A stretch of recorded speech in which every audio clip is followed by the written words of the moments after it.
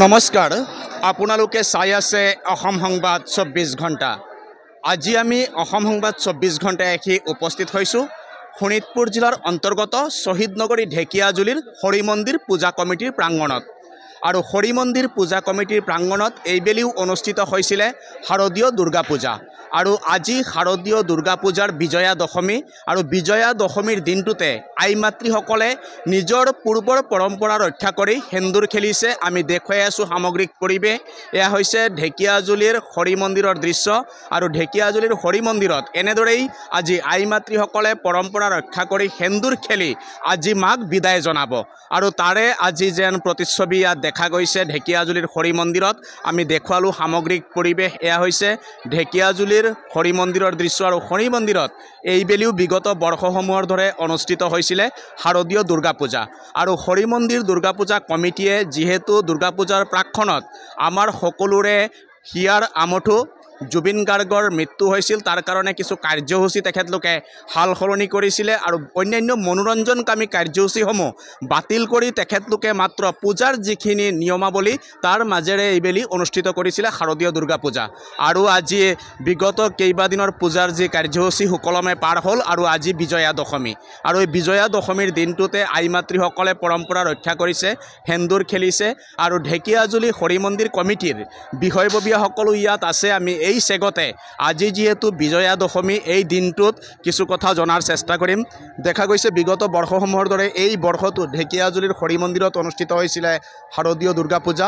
আৰু যদিও এইবেলি দুৰ্গা পূজাত আপোনালোকে কিছু কাৰ্যসূচীবিলাক সাল সলনি কৰা আমি দেখিবলৈ পাইছিলোঁ, কি ক'ব আজি বিজয়া দশমীৰ দিনটোত? হয়, আজি হৰি মন্দিৰ বুলি নহয়, গোটেই অসমতে মানে গোটেই ইণ্ডিয়াতে আজি বিজয়া দশমী। বিজয়া দশমীৰ যোনটো উল্লাস, সেই উল্লাসটো অলপ হ্ৰাস পাইছে। কাৰণ জুবিনদাৰ মৃত্যুত চবেই মৰ্মাহত, চবেই শ্ৰদ্ধাঞ্জলি দিছে। যোৱাকালি যোৰহাটত তেওঁৰ আদ্যশ্ৰাদ্ধ পাতিছে। মানে জুবিনদাৰ কথা কোৱাৰ লগে লগে গাটো শিয়ৰি যায়। আৰু যোনটো আমাৰ মানে উদ্যম আছিল, মানে যিটো উল্লাস আছিল, হৰি মন্দিৰ বুলি ক'লে এটা পৰিৱেশটো বেলেগ হয়। তথাপিও আই মাতৃহঁতে আজি সেন্দুৰ লগাই মাক বিদায় দিব বিচাৰিছে। সেই হিচাপে আমি পৰম্পৰাগত আমি ঢেকিয়াজুলিত যোনটো মানে অসমতে নাই, কিন্তু এটা ৰেলী ছিষ্টেমত আমাৰ বিজয়া দশমী হয়, সেইটো হিচাপতে আমি পৰম্পৰাগত হিচাপত কৰিম। কোনো বেছিখিনি উল্লাস নহ'ব। প্ৰশাসনৰ লগতো আমাৰ আলোচনা হৈছিলে যে ডিজে সিজে নহ'ব। হৰি মন্দিৰে কোনোদিন ডিজেৰ আমি পৰম্পৰা ৰখা নাই। আমি আধ্যাত্মিকতাৰে, আমি লোকবাদ্যৰে আমি এইবিলাক কৰি আহিছোঁ, বিজয়া দশমী কৰি আহিছোঁ। এইবাৰো কোনো কমিটিয়ে বিজয়া দশমী মানে ডিজেৰ পৰম্পৰাটো নাৰাখিব আহ্বান জনাইছিলোঁ, বোধহয় নহ'ব। সেনেকৈ আমি বিজয়া দশমী মাক বিদায় দিম বুলি ওলাইছোঁ। আৰু দেখা গৈছে ঢেকিয়াজুলি হৰি মন্দিৰ কমিটিৰো যিহেতু প্ৰয়াত জুবিন গাৰ্গৰ পৰিয়ালক ন্যায় দিয়াৰ দাবী এটা উত্থাপন কৰা হৈছিলে ইয়াৰ পৰা, এই মঞ্চৰ পৰাই। আৰু যিহেতু দুগৰাকীকৈ এই জুবিন গাৰ্গৰ হত্যাকাণ্ডৰ লগত জড়িত থকাৰ অভিযোগত দুগৰাকী লোকক ইতিমধ্যে গ্ৰেপ্তাৰ কৰিছে আৰক্ষীয়ে। এই ক্ষেত্ৰত কি আহ্বান জনাব আজিৰ দিনটোত? নাই, এতিয়া সেইদিনাখন আপোনালোকৰ চেনেলৰ থ্ৰুদিয়ে আমি দুটামান কথা কৈছিলোঁ, তাৰ পিছদিনাখনে এৰেষ্ট হৈছে। আমাৰো চ'ৰ্চৰ মতে আমি কিছুমান কথা গম পাই আছোঁ। এতিয়া যিহেতুকে ন্যায়ৰ আদালতত গৈছে, ন্যায়ৰ প্ৰক্ৰিয়াতে কামটো হৈছে, চাওঁ ন্যায় কি কৰে। আমাৰ বিশ্বাস আছে ন্যায়ালয়ৰ ওপৰত, জুবিন দাই ন্যায় পাব বুলি। যিহেতুকে তেওঁলোকক গ্ৰেপ্তাৰ কৰিছে, এৰেষ্ট কৰিছে, ন্যায়ালয়ৰ আণ্ডাৰত আছে।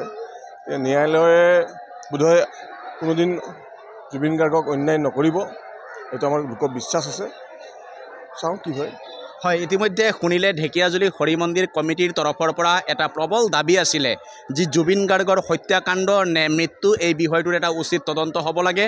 আৰু কাৰ ভুলৰ কাৰণে জুবিন গাৰ্গে অকালতে প্ৰাণ হেৰুৱালে তাৰ এটা উচিত তদন্ত দাবী কৰিছিলে। আৰু তাৰ পিছদিনাই দেখা গৈছে দুগৰাকীকৈ লোকক ইতিমধ্যে চামকানু মহন্ত আৰু সিদ্ধাৰ্থ শৰ্মাক গ্ৰেপ্তাৰ কৰিছে আৰক্ষীয়ে। আৰু এই ক্ষেত্ৰত তেখেতলোকে আশাবাদী চৰকাৰৰ ওপৰত, চৰকাৰে জুবিন গাৰ্গৰ পৰিয়ালক ন্যায় দিব। আৰু বিষয়ববীয়া আছে, আমি তেখেতলোকৰ পৰা চমুকে কিছু কথা জনাৰ চেষ্টা কৰিম। কি ক'ব আজি বিজয়া দশমীৰ দিনটোত? মই প্ৰথমে সদৌতি অসমবাসী ৰাইজলৈ বিজয়া দশমীৰ শুভেচ্ছা যাচিলোঁ। মই ইয়াতে হৰি মন্দিৰ কমিটি সৰুৰে পৰা জড়িত হৈ আছোঁ। আৰু প্ৰতি বছৰৰ দৰে এই বছৰো মা দুৰ্গাক সেন্দুৰ দি পেলাই বিদায় জনোৱাৰ সকলোৱে কৰি আছে আই মাতৃসকলে। কিন্তু বেলেগ বছৰৰ দৰে যে বিগত বছৰৰ দৰে এইবাৰ কিন্তু তেনেকুৱা উল্লাস নাই। কাৰণ আমাৰ অতি হিয়াৰ আমঠু জুবিন গাৰ্গ নাই। গতিকে ঢেকীয়াজুলিৰ এই হৰি মন্দিৰৰ পবিত্ৰ মজিয়াৰ পৰা জুবিন গাৰ্গৰ আমি ন্যায় বিচাৰিছোঁ আৰু যাতে দোষীক কৰায়ত্ব কৰিছে আৰু ন্যায়ালয়ে যাতে ভালকৈ তেওঁক শাস্তি দিয়ে, যিটো নেকি আমি বিচাৰি আছোঁ। আৰু অনাগত দিনত আমি জুবিন গাৰ্গৰ পৰিয়ালবৰ্গৰ সমবেদনা যাচিছোঁ। জয় জুবিন। হয়, ইতিমধ্যে শুনিলে প্ৰতিগৰাকীয়ে আজি এটাই দাবী, জুবিন গাৰ্গৰ পৰিয়ালে ন্যায় পাওক। কি ক'ব আজি নিৰুজ চমুকে? প্ৰথমে হৰিমন্দিৰ ঢেকীয়াজুলি হৰিমন্দিৰ সমিতিৰ কাৰ্যবাহী সভাপতি হিচাপে মই সমূহ ঢেকীয়াজুলিবাসী ৰাইজক শুভ বিজয়াৰ প্ৰীতি আৰু শুভেচ্ছা জ্ঞাপন কৰিছোঁ। লগতে সদৌ অসমৰ যিমান ৰাইজ য'তেই আছে সকলোকে মোৰ প্ৰীতি আৰু শুভেচ্ছা জনাইছোঁ। এই বছৰ পৰম্পৰাগতভাৱে বহু বস্তু আমি বাতিল কৰিব লগা হৈছে, কাৰণ আমাৰ মৰমৰ শিল্পী খুব কম বয়সত আমাৰ মাজৰ পৰা হেৰাই গৈছে। তেওঁৰ প্ৰতি শ্ৰদ্ধাঞ্জলি জ্ঞাপন কৰি আমি বহুতো কাৰ্যসূচী বাতিল কৰিব লগা হৈছে। আৰু মই ব্যক্তিগতভাৱে আৰু হৰি মন্দিৰৰ কাৰ্যকৰী সভাপতি হৈ স্বৰ্গীয় জুবিন গাৰ্গ য'তেই আছে তেওঁৰ প্ৰতি আমাৰ গভীৰ শ্ৰদ্ধাঞ্জলি জ্ঞাপন কৰিছোঁ। আৰু লগে লগে অসম চৰকাৰৰ প্ৰতি দাবী জনাইছোঁ যে আমাৰ অসমৰ গোটেই ৰাইজ যি দাবী জনাই আহিছে তেওঁৰ এই হত্যাকাণ্ডৰ বিৰুদ্ধে, তাৰ যেন প্ৰকৃত ন্যায় হয়, জাষ্টিছ হয়, সেই আশা ৰাখি আকৌ এবাৰ সকলোকে প্ৰীতি আৰু শুভেচ্ছা জ্ঞাপন কৰি মই চমু বক্তব্য সামৰণি মাৰিছোঁ। হয়, ইতিমধ্যে শুনিলে ঢেকীয়াজুলিৰ হৰি মন্দিৰৰ এটাই দাবী যে জুবিন গাৰ্গৰ পৰিয়ালে ন্যায় পাওক। তাৰে দাবী জনাই তেখেতলোকে আজি এই বিজয়া দশমী কাৰ্যসূচী ৰূপায়ণ কৰিছে আৰু এনেদৰেই আই মাতৃসকলে সেন্দুৰ খেলি নিজৰ পৰম্পৰা ৰক্ষা কৰিছে। আৰু এয়া হৈছে ঢেকীয়াজুলিৰ হৰি মন্দিৰৰ দৃশ্য। আৰু হৰি মন্দিৰ বুলি ক'লে এটা ব্যতিক্ৰম, সদায় ব্যতিক্ৰম ধাৰাত থাকে হৰি মন্দিৰ। এইবেলিও হৰি মন্দিৰৰ কিছু কাৰ্যপন্থা ব্যতিক্ৰম আছিলে আৰু প্ৰয়াত জুবিন গাৰ্গৰ প্ৰতি শ্ৰদ্ধাঞ্জলি জনায়ে সম্পূৰ্ণ অনুষ্ঠান ৰূপায়ণ কৰিছিলে ঢেকীয়াজুলিৰ হৰি মন্দিৰ কমিটিয়ে। আৰু আগন্তুক দিনতো ঢেকীয়াজুলিৰ হৰি মন্দিৰ কমিটিৰ যি পূজাভাগী সুকলমে অনুষ্ঠিত হওক, আমিও তাৰে কামনা কৰি সকলোকে শুভ বিজয়া দশমীৰ শুভেচ্ছা জনাই মই প্ৰশান্ত বৈশ্যই ঢেকীয়াজুলিৰ হৰি মন্দিৰ প্ৰাংগণৰ পৰাই সকলোলৈ ধন্যবাদ জ্ঞাপন কৰিছোঁ।